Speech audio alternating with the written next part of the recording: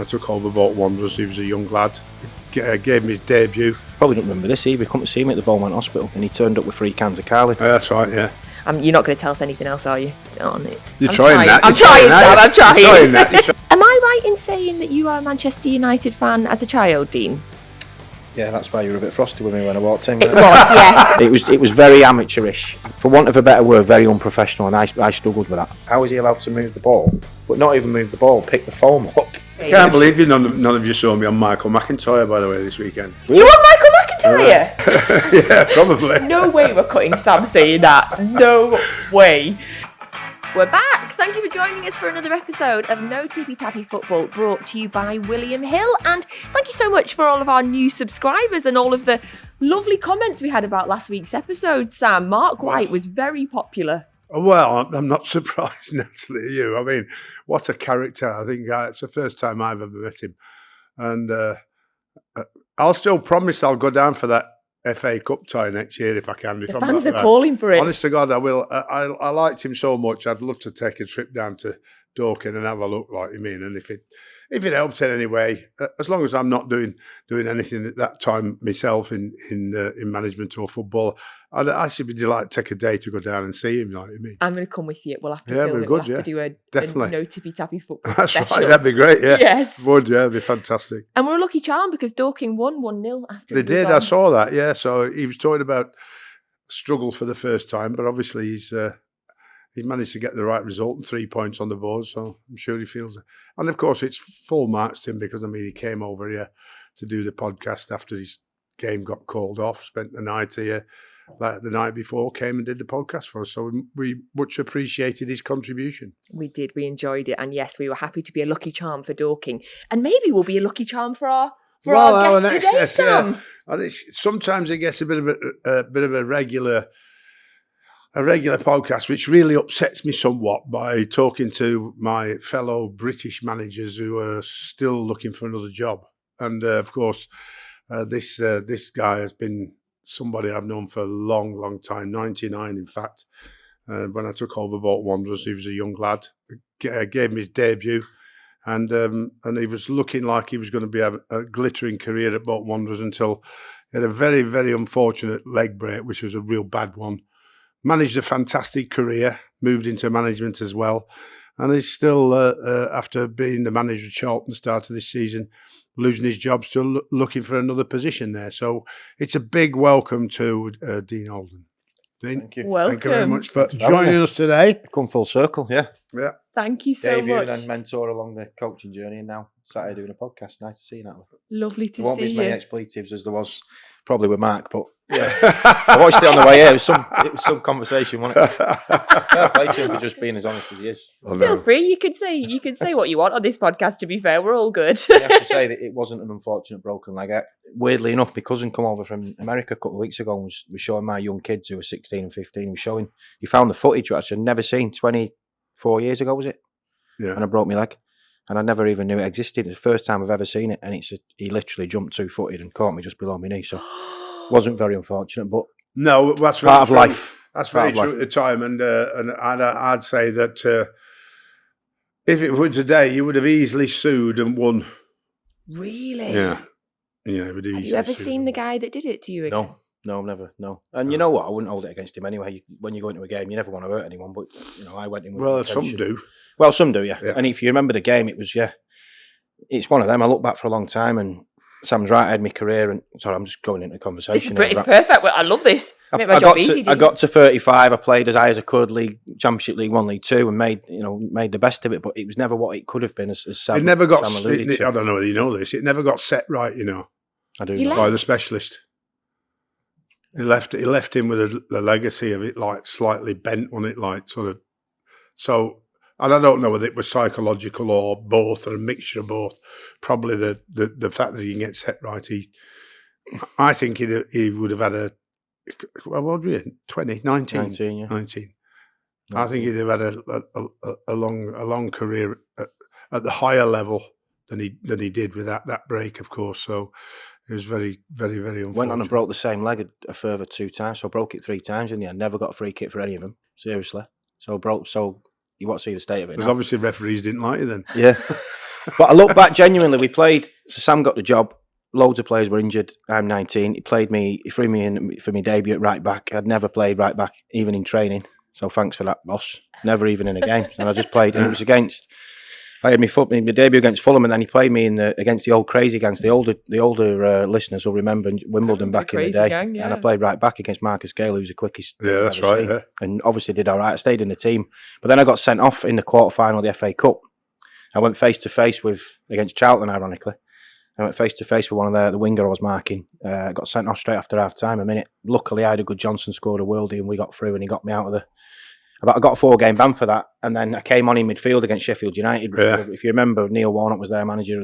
It was a really dirty game. Like there was some comments on the side. So he basically threw me on into midfield to go and sort it out in midfield and go and get stuck in, and that ended up breaking that. So you always go, if I wouldn't have got sent off, I wouldn't have been. But then you realise life is life, and you move on. But I seen him coming down the tunnel after that when I got sent off. Luckily, we'd won. Was it scary? It genuinely, yeah. I know he's sat here across the table now, but yeah, I was. And he got hold of me like that. You remember or not? No, I don't know. He got hold of me like that, and he had me against the dressing room door. There's 2 tunnels in the Reebok, as I still call it. I don't know what they call it now. Tough sheet. Say it innit? slowly. Tough Sheet Stadium. And he come charging down the tunnel. He was half joking because we'd won. But he did, and I felt my feet slightly come off the floor. But when you get a red mist, I couldn't quite remember what had happened on the pitch. I knew I'd gone face to face, but I couldn't remember if I'd actually give him a proper butt or if I'd and I didn't, looking back, I didn't. So he still fined me 2 weeks' wages. We went to Beverley Races on the Monday. Well, you didn't. Phil Brown did, who, by the way, his conversation on air the other week was brilliant as well, wasn't it, Brownie? And good to see him back in with Neil MacDonald now at Kidderminster. So, yeah, Brownie fined me 2 weeks' wages. We went to Beverley Races on the Monday and we had a right good day out with it. So, and I weren't earning a lot. I was only 19, but great memories, I have to say. Really, really top memories. I love that you finished that story saying great memories and you're smiling, Sam. Well, yeah. Well, I did a deal with the chairman at the time, Phil Gartside, and that we kept all the fine money in house, so we could use it or distribute it however we felt the right way, rather than just go in the pot and drift away. Players who now any discipline in terms of what's done through the FA obviously stays with the club, but anything in terms of being late or being silly on the pitch sometimes when you shouldn't be, you could keep it in house. Like, I mean, and I was prepared to do a deal. You know what I mean? Not on that occasion. So it was always like the cat out the bag. Like, I mean, I was prepared to do a deal. Not as easy now, but it was then. I mean, eventually I used to collect the money up, and we'd get enough to get to Dubai. So we had plenty of splendid money. Like, I mean, or Christmas party. Just to top it off, when I broke my leg, it was 4 days before we played at Wembley in that semi-final. That's right, yeah. So I'm on crutches at Wembley. The old Wembley, wow, what place that is. Behind the tunnel there. You'll have been to the new one a few times with your club. I went to the old one in 99. Yeah. So, yes. Nicky Weaver, weren't it? In Dickoff, yeah. And I was walking back down the tunnel with my crutches. I had a pot up to me, right up to my hip, and the 25,000 Bolton fans were singing Dean Holden. I was crying my eyes out in my suit. You probably don't remember this either. He come to see me at the Beaumont Hospital when I was in there recovering, and he turned up with 3 cans of Carling. Oh, that's right, yeah. He wanted to put a cheer on my face, but I always just wondered, and I can ask him now for the first time, like why there was, when you get the little plastic ring around why there wasn't 4, just grabbed him, drank one on the way in, or just grabbed him out of the fridge or whatever, but. I've already drank one. Again, nowadays it sounds ridiculous. I was 19, but it was a nice thing to do. I've been cooked up for 2 days in hospital, thinking, "Where's my career going?" And all of a sudden, he comes through the door, 3 cans, and says, "Come on, put a cheer on your face." So it's things like that, I suppose, which is what management's about, isn't it? Has he been on the phone? Have you phoned him throughout your management career, when you decided you were going to go into management? So I always say is that if the house was on fire, he'd be the one I would call, or go to phone a friend on who, because there's no "How's Danielle?" It's just, "Oh, what do you want, son?" It's not a bad impression, that, is it? Pretty good, yeah. And I rang him the best one. I took over at Oldham Athletic, caretaker manager, wasn't ready. I got 10 games, whatever it was, and 2 of the players didn't turn up on the Friday, and then I found out that they'd been out on the Thursday night, so they were obviously hungover or whatever. Can't say who the players were. They then turned up on the Saturday for the game, like in the squad, like rocked up as if they were going to play, and one of them was a captain. And so 1:45, you were on, not 1:45, 1:12, you were on Sky. Yeah. Live for West Ham, and he picked the phone up about 20 minutes before early kickoff, and he went, "Just get the senior players, see what they want to do, and go with that type of thing. So it's just that, you're young, you don't learn stuff like this on the pro licence. Yeah. So I got a couple of senior players and they went, no, we don't want them, don't want anyone, and that was the decision. So yeah, to be fair, I'm giving him a disservice. We do have good conversations. I always ring him about things that are happening, advice. He knows certain people that I work with in my management jobs as well, so he can give me a steer on that. So always good to be, if you can't listen to someone with his experience, then you're an idiot, aren't you? Didn't work for Oxford. Recommended him for the Oxford job, but didn't even get an interview, did he? No, I didn't. No. But I'm still waiting for him to get me a job, but we'll see. He will. We've got I a great won't record. get you a job, I'll help. But you'll get yourself the job when you get the chance to get an interview. That's what you'll do. We've got a great record though, haven't we, on this We have podcast, actually, Sam? when you come on here, yeah. You mentioned Phil Brown, he was on not long ago. Yeah. We had Dunk. Scott Brown was Scott on Brown, not long ago. Now yeah. he's back in as well. Yeah. Well, you can't take the Dunk. credit. I'm in talks about Yeah. a job at the moment, but I can't say what. But Okay. So you can't take the credit for this Not when this this one. goes Well, we out. can I because get you've not got it yet. So if you get it in about 2 weeks, I'll definitely be on here saying we've got a great look. We keep doing it. Did you think when you were managing him, did he stand out? Was Dean somebody that you thought would move into management? I wouldn't say at that stage I was that focused on Bolton Wanderers. It would be, so not something I would be thinking about at that particular stage. Like Bolton Wanderers completely consumed my entire life. For the entire time I was there. I suppose it eased on a bit more. It was more about hoping he played and had a long career playing after he left. That was where I'd be keeping an eye on. He's still playing. He's still still actually enjoying football and making a living. Which was, I don't know, how old were you back in?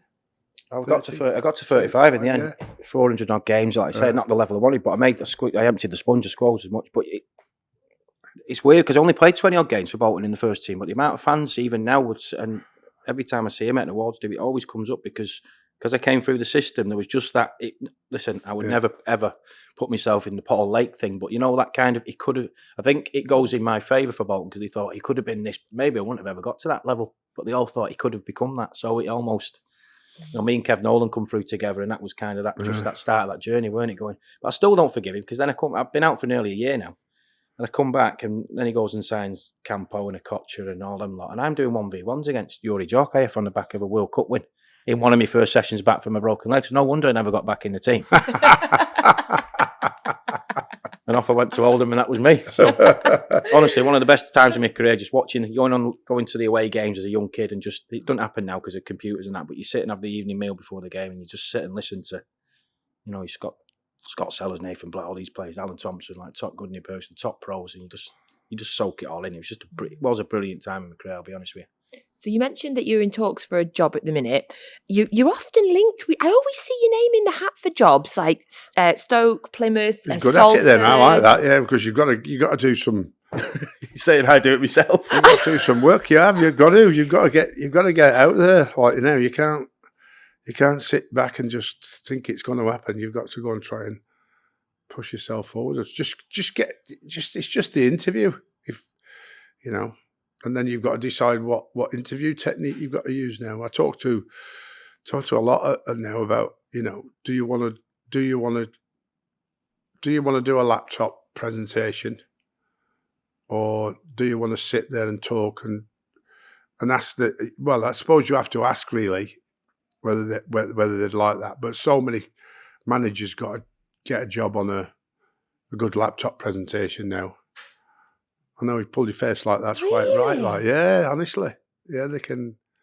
Ooh, that's very. I hate PowerPoint with a passion. So I've done it myself. So it's that was a long time ago.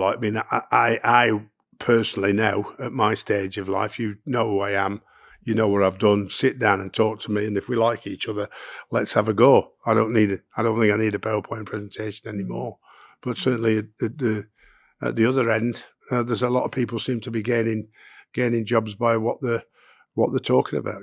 Yeah, we talked to Gary Rowett about it a few weeks ago, didn't we? Yeah. What's the kind of process like for you at the minute then? So, when jobs come up, or do you have an agent? Are you having conversations with people? What's the sort of current situation for yourself? Bit of a mix, yes. So I do have somebody that puts my CV in, so to speak. I think what I'm finding and what I found, it was 5 months ago I left Charlton after only 5 games of the season. What I'm finding is when you see it on the yellow ticker on Sky, more often than not, and Sam will probably agree that they already know who's getting the job. They've just sacked the manager and there's already, a process to appoint the next guy. Every now and again they'll run an interview process. But a good agent, sorry for interrupting, but a good agent knows this.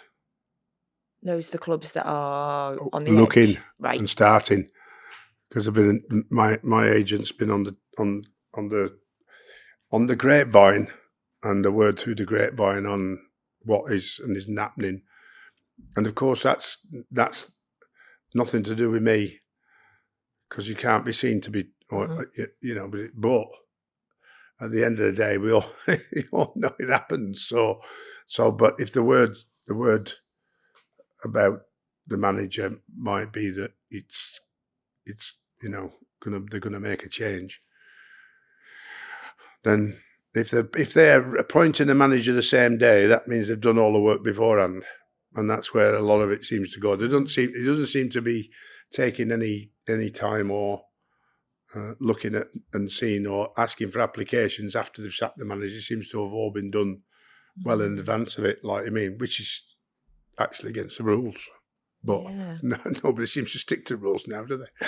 You know what I mean? You think I'm working as, it sounds daft, I'm working as hard as I would if I was in a job, in the sense of, like Sam says, I've got an idea that a job will come up, and then I start doing due diligence on the squad, because I get a phone call today about a job I'm in tomorrow probably, and you've got a game within 2 days. So you need to know who the opposition's coming up, so you need to be prepared so quick, who the squad that you've got. So there's a lot of work goes in, and then you either get the interview or you don't, and then you kind of go, right, that's not a waste, and it's keeping me sharp at the same time. So I'm going out meeting people.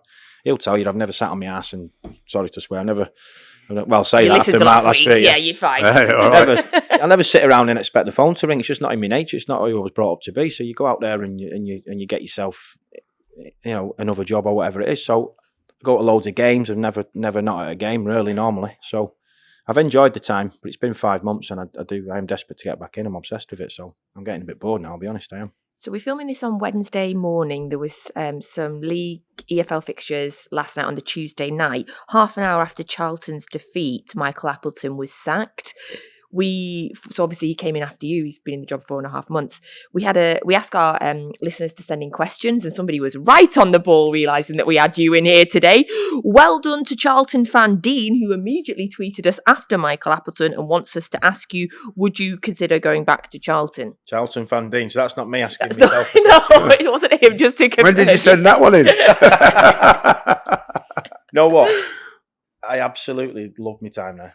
Genuinely, he's worked at Crystal Palace. I never thought I'd go to South East London ever, and we embedded ourselves. Not bad at all. It's a brilliant part of the world. The people, I loved it at the club. The fans just really took to me.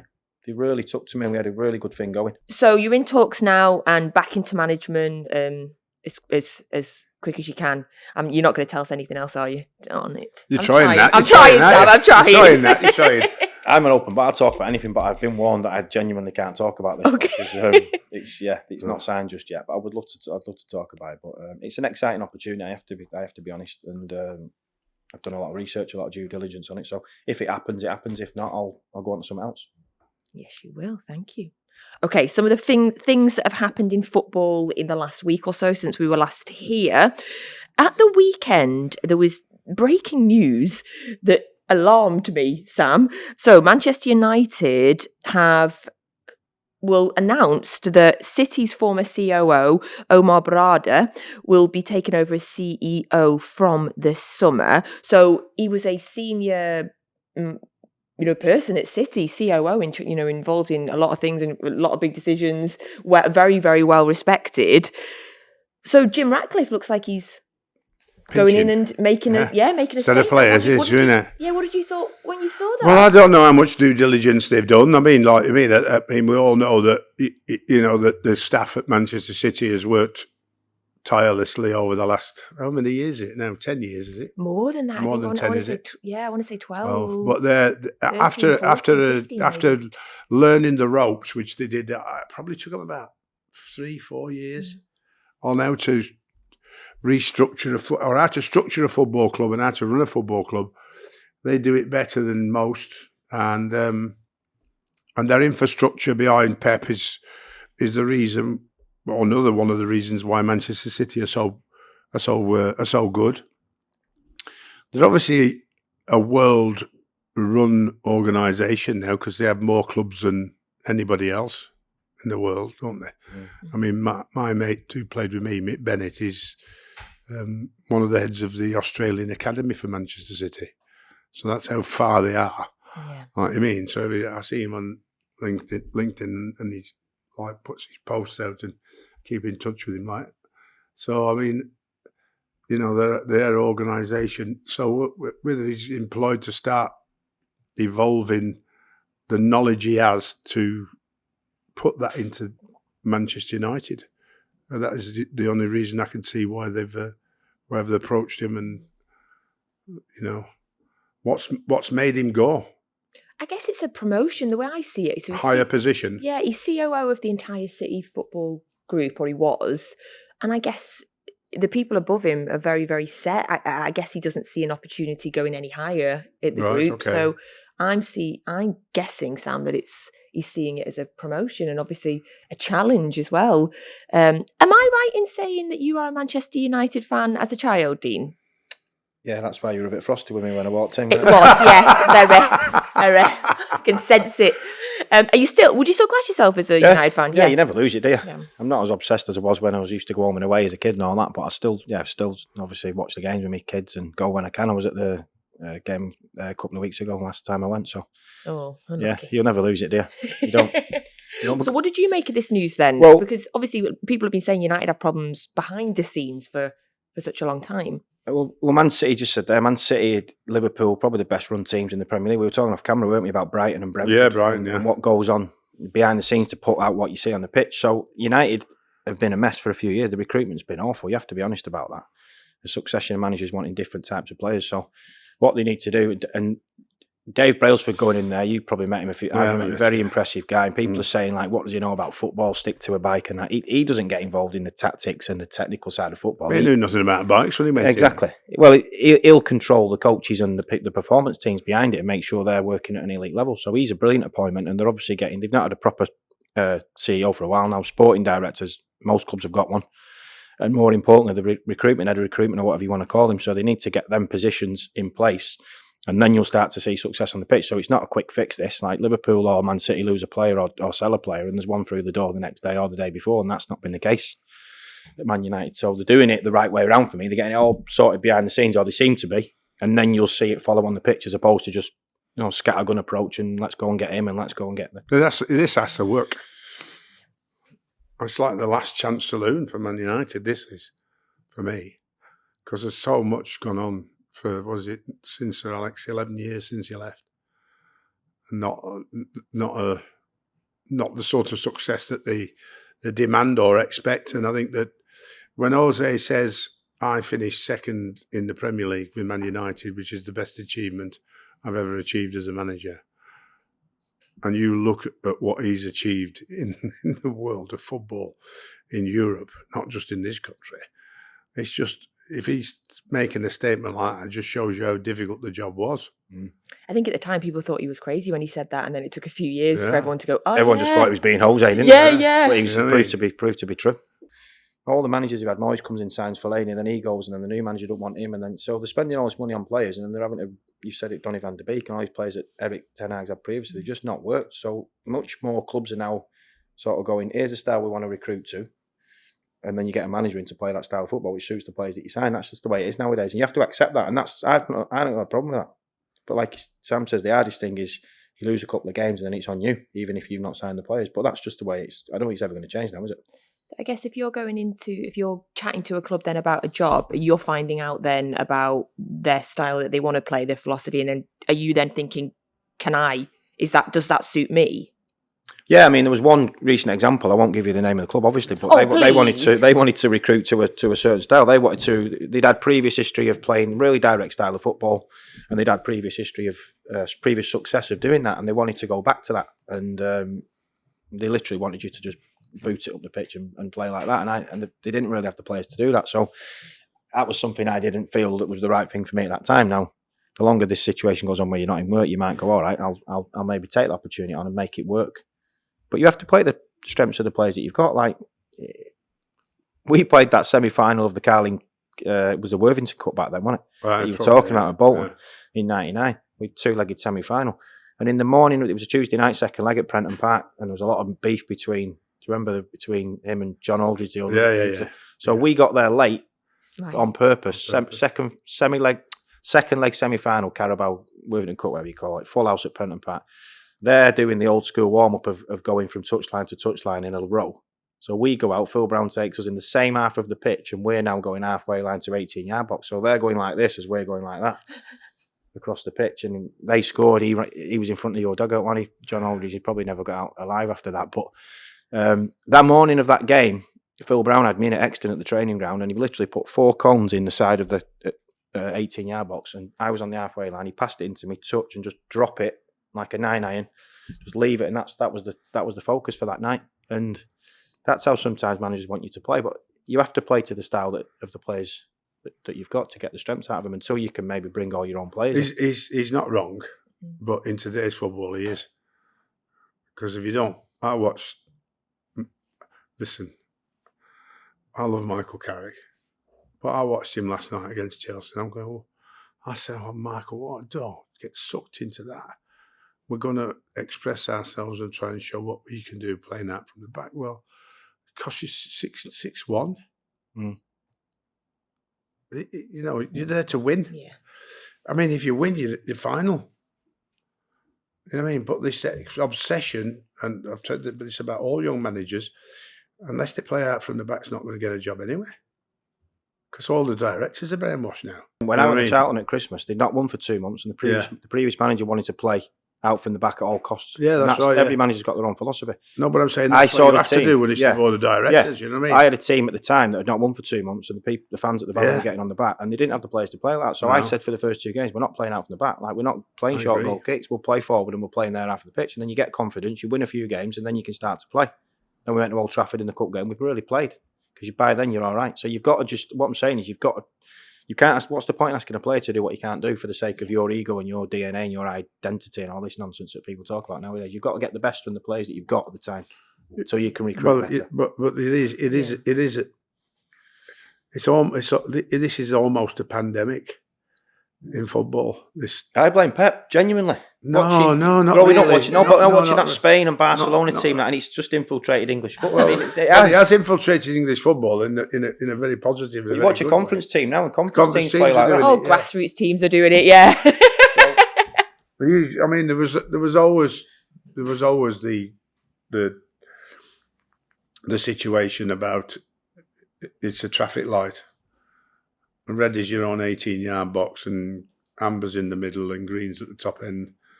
So there's minimal risk, medium risk, and then at the top end in the green is the high risk to score a goal. It's gone out the window. Sam, explain to me for anybody, because we often talk about why that everyone's doing it and we don't like it. What are the positives of a team playing out from the back tactically? What does the manager feel that gives them? Well,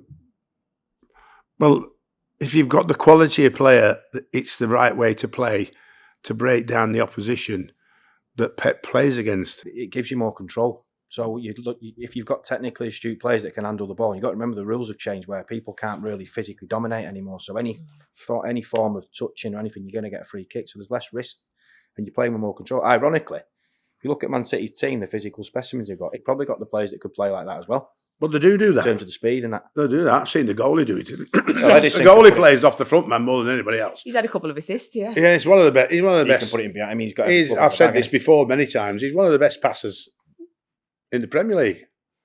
Yeah. So, I mean, he's changed the whole concept of goalkeeping, Pep. But it's still number one is saving shots. Number two is become distribution now. Mm-hmm. So it's very important that the distribution goes along with it. So a young goalkeeper now has to spend as much time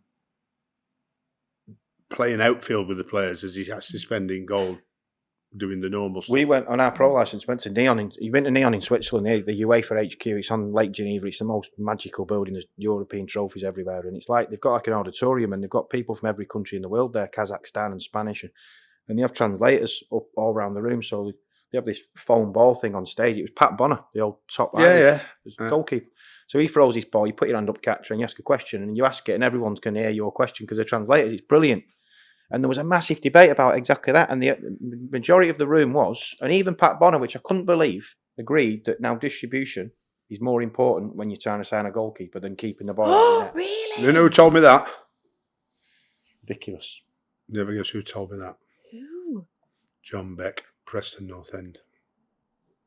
More important to have someone that can, than being able to just, This man than was- shot stopping. He's the guy that used to put sand in the corners of the pitch to make the ball stay in. Warm alley and all that. This lad was the one that sewed toweling in the apprentices' He didn't do jumpers himself, here and on the arms here. So when the ball came to him, they could wipe the ball quickly, throw it back to the player. The player had to throw the ball down the line as far as he can within less than 10 seconds.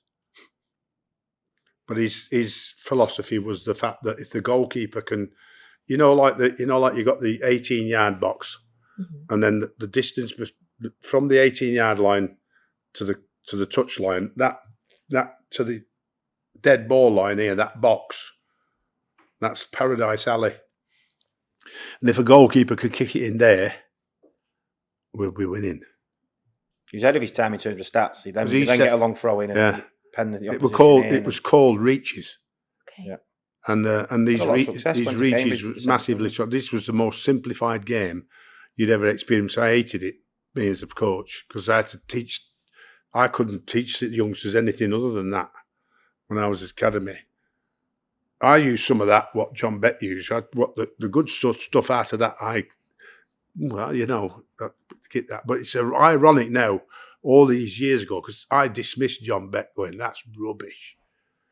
What the goal is. A player? No, I was a coach. I was youth team coach. That's rubbish. That's not more important than the goalkeeper saving shots. But he considered it more important than the goalie saving shots. I'm not sure that's the case, but What do you think? Is it 50-50 then, or do you? Well, it's 50-50 now. If you're signing a keeper. No, listen. When I got to Bolton Wanderers, Jussi couldn't kick a wet lettuce hardly. Jussi, we played United reserves at Altrincham, and Jussi threw 2 in. And we're all going like, he was on trial, wasn't he? Yeah. Jussi Jääskeläinen. And we're all going like, Ricardo Garda coming through, me, Kev. Who's this fella? And then he goes on, how many games did he have? Top goalkeeper, wasn't he? Yeah. I mean, Steve Banks and Kevin Brannigan were there before when I got there. Yeah. And they were ahead of Jussi. You know what I mean? But his kicking was really poor. We actually brought the kicking coach in from England Rugby. We had a session on the pitch at the Reebok, talking about how your style of kicking and what you can do, particularly for Jussi and the dead ball, the free kick dead balls. Like, I mean, it was really interesting. What's more important to you then? What was your opinion on the goalkeeper distribution, saving? Keep the ball out. Yeah. Job. Come and catch it. Come and punch. Even now, you see him punching it when they can catch it. It's ridiculous. And I don't know the balls move a little bit more now, but keep the ball out your net. And it should be up to you. I love including them in sessions, putting them on the end of possession drills, and that the players. Oh, here come the session wreckers, because they come over. But you get them on the end. You play a possession drill, and get them on the end of the possession drills, and just like getting used to playing through pressure and all that. So you can improve them like you do in outfield play. But the main job is to keep the ball out of the net. I think I've told you this before, Sam. You'll hate this. My 6-year-old is a goalkeeper. He wants to be Edison, and he describes himself as an attacking goalkeeper. Very good. Have you ever heard that? An attacking Rene goalkeeper. Higuita, remember him? Nothing wrong with that. Yeah. Yeah. Someone that can go and why not? That's the way the game. It's a different sport, isn't it? It's a different sport that we grew up watching. Absolutely. It absolutely is. The rules have changed, and I'm not saying for the worse or the better. It just is. You have to adapt. Yeah, I'm saying for the worst, because I'm saying as a manager, if you're accepting your team doing the wrong thing in the wrong area and accepting it, that's bad for the game. It's got to be. There's all the 5 Ps. perfect practice prevents poor performances. And if you're not practicing the right way, and playing out from the back is not sometimes the right practice. Man City, I've taught this many times, me and you, we've taught this many times. If I'm going to Man City, why would I play out from the back when they're the best high-pressing team in the country? Same with Liverpool. Why would I play to their strengths? Why do they? Ego? Well, it's the fear of not being portrayed that you should play that way. And rightly so, because I do say it, I have said it many times on here, don't get tagged like I did. Because once you got it, stuck. The long ball tag? Yeah. Everywhere I went, it was like, well, I don't play like that now. I don't play like that with this team or that team. I've never played the same way with a team that I've had. I've always played what suits the team that we have got or what I've been left with. And certainly at Bolton Wanderers, we did in the beginning, and then by the time the end was, we was one of the best footballing teams in the country because the players we had world-class players then. But that got all washed over by the fact that it was all, it's this, and this. So I always say to young managers, if they start labeling or try to label you hammer them. Why is that label stuck for you then, do you think? Because we never did anything about it. I never did anything about it and just said, we'll carry on being successful. Because when you upset the apple cart, somebody always wants to try and bring you down. That's what it is. Well, you enjoyed that. You go back to Arsene Wenger. Yeah, you enjoyed all that. Them up, yeah, you enjoyed Rafa them up, Benitez. Yeah. That was part of the mentality. Why can Sir Alex wind up Wenger and I can't? Why? Well, what we had to make sure, Natalie, is that we could beat them before we wound them up, which we could. Remember the old Stoke? Can you do it at Stoke? Yeah. I had 18 months there. What a brilliant club that is. Rory Delap was there when I was there as a coach. I was assistant to Michael O'Neill. Long throw. He hates it, Rory, by the way. That's why I mentioned it. But really? He played Arsenal, and Wenger did an interview pre-game. He just reminded me then. And when Arsenal played against Stoke, because of the threat of the long throw, because Rory could put it on like a laser to Shawcross and Crouch. It's great success under Pulis doing that. If it was they'd rather Arsenal, and there's a clip where they actually put it out for a corner. Normally you sprint to the line and try and put it out for a throw, don't you? And it was the opposite. But Rory said the stats backed up that they were better from corners than they were from throw-ins, but the perception of Stoke with the long throw meant that actually Arsenal were playing into their hands. So it's mental, it's mindset, and that's part of being management. Though, isn't it? You're trying to get one up on the opposition, however you can do it.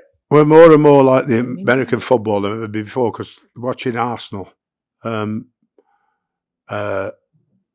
a game on set pieces because they've got a set piece coach who was pointed out on the TV, like you mean. So there's, I think Liverpool have one.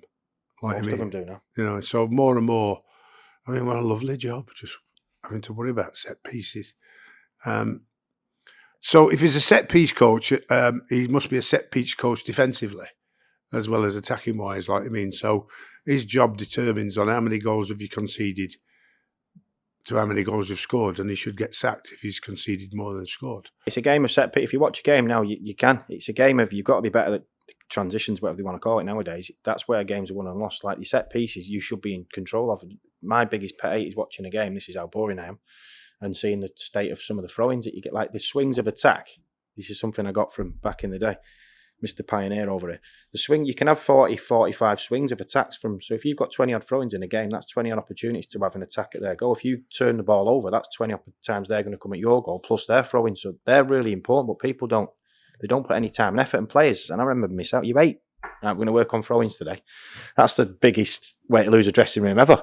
But you've got to find a way of putting it into your training, because it really is that important in the game. So it's all your set pieces, throwing your corners and all that, and then your transitions. And that's where the game's won and lost. Please excuse me, I just want to stop this episode quickly because Big Sam and I just want to say a huge thank you to you for supporting No Tippy Tappy Football, whether you are listening or watching or doing both.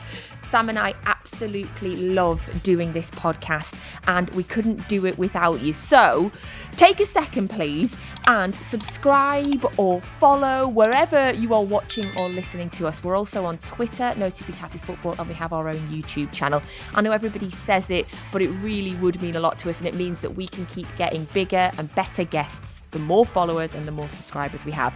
And then you can go and tell all your mates that you've done Big Sam a favour. So Thank you for listening.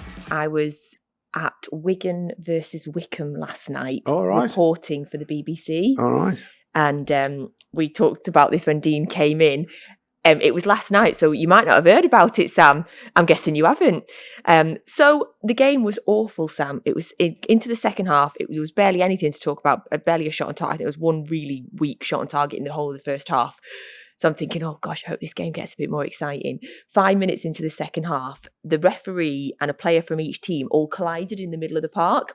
The referee went down. All right. The physios come on to tend to the referee, who did look like he was a bit dizzy. He must have hit his head or something. And the referee goes off. So we see the referee walking down the tunnel. All the players are still on the pitch. And then, Sam, I swear this happened because I checked with the person sat next to me because I thought I was going crazy.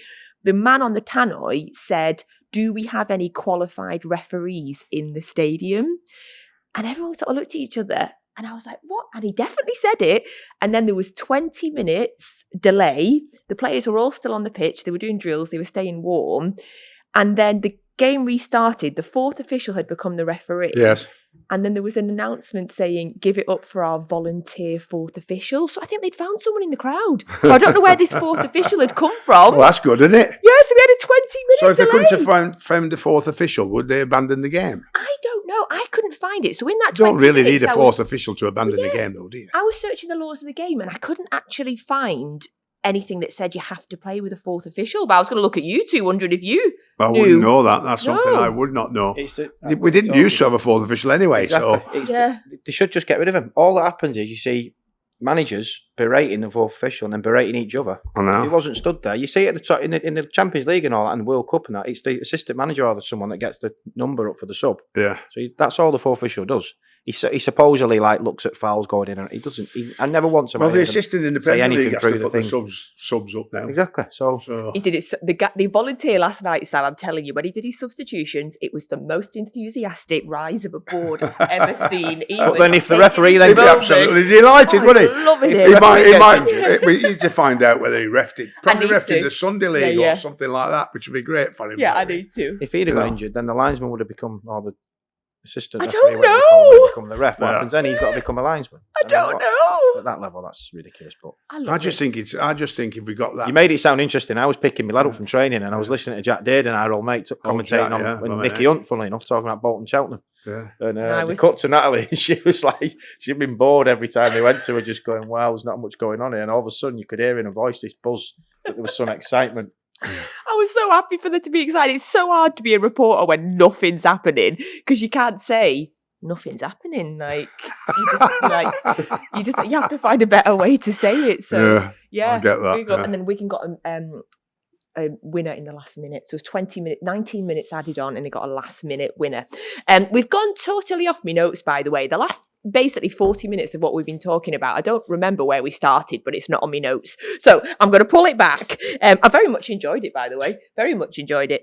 Right. So I wanted to talk to you about Kieran McKenna. So obviously you're a Man United fan. Is he a friend of yours? Do you know him? Yeah, I know him really well. I wouldn't say he was a friend. We don't socialise, but he's certainly become somebody that I speak to more when he was at Man United working under Jose, and he was almost the guy that was running the football curriculum, really, doing all the coaching and that, which I found interesting. He was 31 years old. He'd not really had much of a playing career. So I found that fascinating. He lived in Altrincham. I lived up the road. So we just became good contacts for each other, I suppose, and it stayed, yeah. How highly do you rate him and the job he's doing? Well, they barely recruited in the summer, Ipswich, so they got out of League One with a championship squad, really.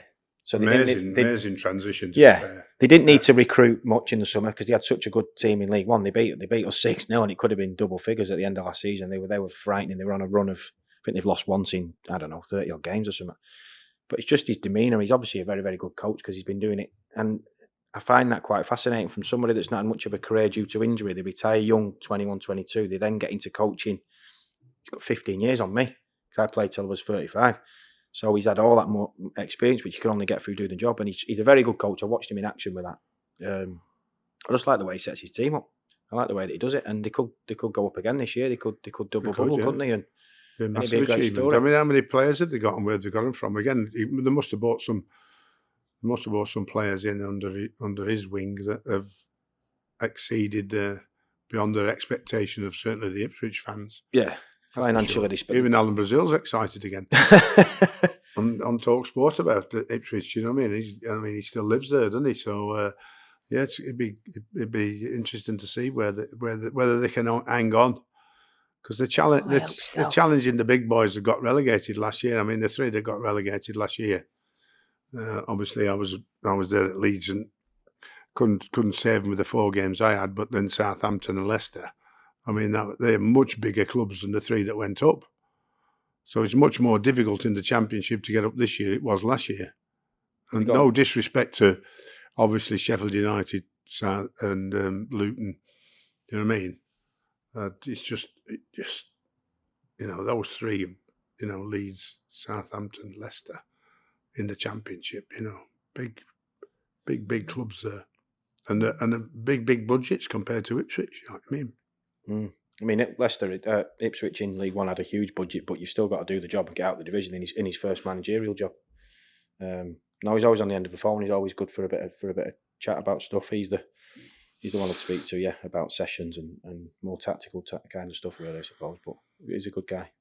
How far could he go in management? Could we be looking at a future Manchester United manager? Well, he's been mentioned already, and for some big jobs. I think even before Ange came in at Tottenham, he was mentioned for that one. And I'm not saying he thinks he's ready just yet. He seems really humble, doesn't he? Do you know much of him or not? He seems really humble. He seems like much. No, he loves the game. He doesn't necessarily put himself out there all the time. He's not always on Sky Sports, and so he just gets on with his job. And he seems really feet on the ground. Rob Edwards is another one who great success at Forest Green. He got him promoted, and then he jumps to the Championship, gets stitched up at Watford really, and goes to their near neighbours Luton and gets them promoted. I mean, and I think Luton will have a real good chance of staying up. Going back to getting the best out of your players, Rob Edwards does exactly that. He's got a high energy team who run through brick walls.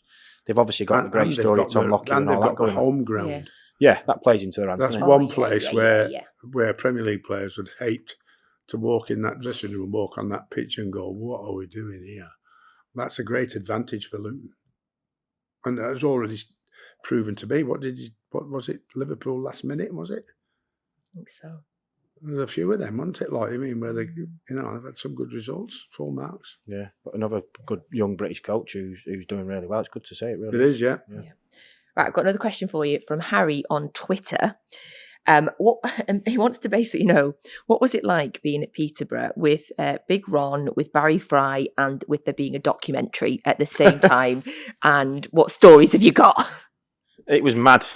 It was obviously everyone remembers the Sunderland one, Charlie Meffam, who I actually ended up working with at Charlton, funnily enough, who's not actually like that in real life. It's probably more of a panto villain, but...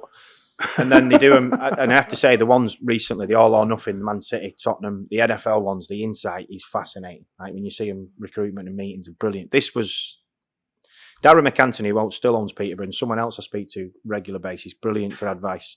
He actually watched that show and ended up taking the club on just purely because of that. Now Barry Fry owned it at the time, larger than life, brilliant fella. Needed the money to keep the club afloat, and Big Ron came in. I was the captain. It was just mental. It was madness. There was no rules. There was no, like it is now, they're going to be filming at this time and there's cameras set up. It was just, they were in team meetings. The manager ended up walking out, resigning, and luckily for me, looking back, we were going for the playoffs, but luckily for me, looking back, I got injured. I say luckily. I got injured with about 10 games to go and we were going for the playoffs, and back then, now they go to St George's Park, but back then you could go to Lilleshaw. Lilleshaw, God, yeah. So if you had an injury and it was a long-term injury. Oh my God, how boring was that, by the way. You could, the PFA would pay for 4 or 5 players to go to Lilleshaw, great part of the world, great facilities, and you get like one-to-one treatment and it's away from the 4 walls, mentally, all that sort of stuff. So I said, well, I can go there for 2 weeks, get myself fit and come back, try and get fit for the playoffs, which I did, and I come back. And in the meantime, Barry had sacked the physio and not replaced him. And then this other physio comes in. So we used to see you 8 a.m. till 9 a.m. This is a professional football club in League One. So he'd come in at 8 till 9, 3 days a week, and then you'd get... It's part-time, obviously, if you've got somewhere else. You've got 7 or 8 players who all need bags of ice, and I had a longer-term injury. You're not getting any, here's a bag of ice, go to the gym, see you at 5 till 6. So I said, well, if I can get the PFA, because I weren't earning a lot of money, if I can get the PFA to pay for me to come to your practice during the day, I want all-day treatment. I'd have slept there. He'll tell you what it was like with me. Actually, yeah, definitely, yeah. And he went, what do you mean? I'm a carpet fitter. So he was a carpet fitter through the day. This was what was going on behind the scenes. But it was hard. So he wasn't qualified then? He must have been a chartered physio. Yeah. But it was more to do with the fact you only got 2 hours a day. It was chaos. There was a lot of players coming out of non-league. We had, again, I'll never name the players, but you don't need to. But you'd have players who would arrive. You'd have to be in for 10 for a 10:30 start, and you'd have lads like literally betting each other who could get there like without getting fined, who could get there at 10:29 and 58 seconds, and just it was very amateurish, very, for want of a better word, very unprofessional, and I struggled with that. And I moved and went up to the SPL, up to Falkirk, which was a good move because that was very professional, Celtic Rangers, all that sort of stuff. But looking back, it was, again, the memories that you don't want as a player. I never wanted the injuries. I never wanted the career that I had, really, from what I could have had. Yeah. But then when you become a manager or a coach, it's good. I was at Oldham Athletic when they come in and we're going to liquidate the club. I had 3 years left on my contract, like 3 broken legs, like all these experiences. It's not something I've read in a book or been taught about in a pro life. I've lived it. I know what it's like to have long-term injury. I know what it's like to nearly lose your career. All these. I know what it's like to be dropped an hour and a half before a cup final without being told prior. I know all horrible experiences at the moment. I know what it's like. I had a year left at Bolton when I decided to. You didn't necessarily get me out the door, did you? But you were happy for me to move on. The club, in fairness, never said we want a fee. They just cancel your contract and you can. I still to this day should have argued for a bit more out of my final. I'd got something, wouldn't I? Yeah, sure. But I just wanted to go and play football. So all these experiences, you'd like to think when you become a coach, you can empathise and then you put your own spin on it and then helps you. Hopefully makes me a better coach than I would have been if I just had a... I always say, like Ryan Giggs, he lives around the corner from me. We had the same school and his career was... I mean, he obviously had his challenges, of course he did, but I would have dreamt for that career at Man United. But hopefully what I've been through, the good and the bad, helps you in your... Well, it should do. I mean, this life's experiences should help everybody in terms of how you perceive yourself going forward and what experiences you've got to help you make yourself successful. Like, I mean, I think that's... Going off track again here, aren't we? We are. But we do it all the time. It's fine. I enjoy it. It's where we get the best bits, isn't it, Sam? Oh, it is, yes. Yes. Get the old stories come to light. Yes, it come back in your mind. I'm just going to chuck these notes away next week, to be honest. We'll just chat. Would you always like to finish on quick fire questions? It's not so quick fire. Yes. And certainly with you here, yes. you're as long with your answers as I am. I do find, we can tell how much Sam likes a person or how friendly they are in real life based on how long these episodes are. Well, the more you like someone, the longer and longer they are, Sam. Yeah. Right, quick fire questions. Will Roy finish the season as Palace manager? No. I'd like him to, but I don't think he will. I know. Listen, Steve's not a man for hanging around. We've seen that before I got there. We've seen it after I've got there. If he thinks it's not going to turn around very, very quickly, then, and I mean, he gave Patrick a long time, didn't he? 10 games without a win. That's a long time in the Premier League, Mm-hmm. So if unfortunately, there's only Roy's players can save him by winning. Winning or keep him there. The next game, Sheffield United, which is, I think, is that right? Is a big game. I think there's no smoke without fire, like you said before. There's always a lot of noise in the industry. He wouldn't take too kindly either, because Bright is his best mate. You see, Brighty sat with him. Mark Bright sat with him all the time. Got on great with Brighty when I was there as well. It's always difficult when you see fans putting signs up against the manager. It's not really against the manager, it's against the club, saying it's going nowhere. Yeah. You know what I mean? But then the manager pays the price normally in that. You know what I mean? I think he's leaving, it's public knowledge, he's leaving at the end of the season anyway, so I think you're right. Judging by what they did with Patrick when they actually brought Roy back in, didn't they? I'd be surprised. Well, lucky to get him, my view. And he wasn't like what they're all perceiving, like I said, I get sick of listening to him talking about Roy's defensive style. He never did that when he came back. As soon as he got hold of the team, they just went and played. He saw the talent in the team and let him go and play, and they produced some great performance and great results after not winning in 10. They went on and breezed staying up, no problem whatsoever, and played some really, really, really good, attractive football with the quality players that they've got. So if the injuries kick in and you lose the players that are key players to you, inevitably results will suffer. And when they talk about the big boys getting injuries, it doesn't have as big of an effect as when the smaller boys getting injuries. So when Palace get injuries to more than 2 or 3 key players, it's a big problem to them. Whereas they might cope with it 3 or 4 in the big league, the big boys, because they've got. I mean, Man City have got 24 international players. And he rotates the team anyway. So they're nearly all as good as each other, that 24. Calvin Phillips is moving on because, I mean, he's a top player. He was a regular in England international. Is this meant to be a yes or a no answer, this part of the show? I've given up, Dean. Anyway, there we go. Next. Dean, as a Manchester United fan, one realistic player that you would like to see at Manchester United? Ooh. Realistic. Calvin Phillips. Ooh. It's too late now, isn't it? I think he's got West Ham, is he? But yeah. I'll go to one they could have signed and should have signed and wanted to come. Harry Kane. Harry Kane. Okay. Yes. Calvin Phillips would have been great for them, by the way. Yeah. I'm very glad. I can't believe they didn't buy him when he wanted to come.